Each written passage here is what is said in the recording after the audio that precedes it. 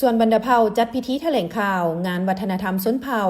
ซึ่งเป็นกิจกรรมหนึ่งสำหรับการเฉลิมฉลองวันสั่งตั้งแนวเล้าสั่งศาสตร์ครบรอบ75 ปี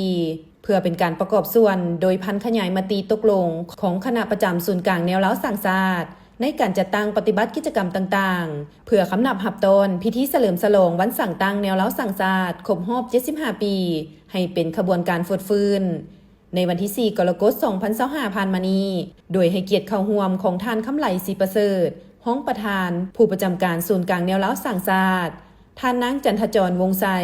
ห้องประธานสภาการค้าและอุตสาหกรรมแห่งชาติลาว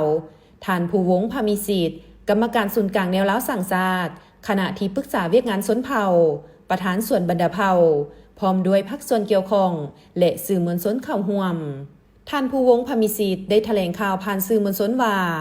ส่วนบรรดาเผ่าได้รับเกียรติอย่างสูงให้เป็นส่วนหนึ่งใน9กิจกรรมทั้งหมดของศูนย์กลางแนวเล้าสั่งศาสตร์กิจกรรมที่ส่วนบรรดาเผ่าได้รับเกียรตินั้นแม่นงานวางแสดงวัฒนธรรมชนเผ่าข้างปฐมฤกษ์เนื่องในโอกาสเฉลิมฉลองวันสั่งตั้งแนวเล้าสั่งศาสตร์ครบรอบ75 ปีงานดังกล่าวนี้จะจัดขึ้นอย่างเป็นทางการแต่วันที่8-12 สิงหาคม 2025งานวางแสดงวัฒนธรรมชนเผ่าซึ่งมี50ชนเผ่าข้างปฐมฤกษ์เนื่องในโอกาสเฉลิมฉลองวันสั่งตั้งแนวเล้าสั่งศาสตร์ครบรอบ75 ปีครั้งนี้จะประกอบด้วยกิจกรรมแต่ละมือนับแต่วันที่8-12 สิงหาคม 2025ดังนี้เข้าเยี่ยมชมห้องวางแสดงมุนเสื้อบรรดาเผ่าเที่ยวชมซื้อสินค้าอยู่ในห้างวางแสดงผลิตภัณฑ์ของบรรดาเผ่าเช่นเครื่องนุ่งห่มเครื่องหัตถกรรมเครื่องไส้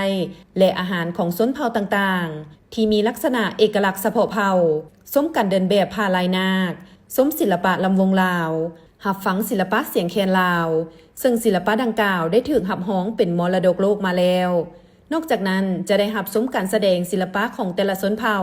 หับสมหน่วยศิลปะของส่วนบรรดาเผ่าและหน่วยศิลปะของเฮียนประถมมัธยมอยู่ในเมืองนาไซท้องอีกด้วยเยี่ยมชมเฮือนชนเผ่าและซิมอาหารที่เป็นเอกลักษณ์ของบรรดาเผ่าคือชนเผ่าลาวชนเผ่ากึมมุชนเผ่ามงชนเผ่าลือชนเผ่าผู้ไทยชนเผ่าบลูชนเผ่ากะตูชนเผ่าอาคาชนเผ่าไตดำชนเผ่าห่อและอื่นๆที่แสดงให้เห็นวิถีชีวิตของพี่น้องชนเผ่าและร่วมพิธีบาสีสู่ขวัญและลำวงสามัคคีตามประเพณีชนเผ่าลาว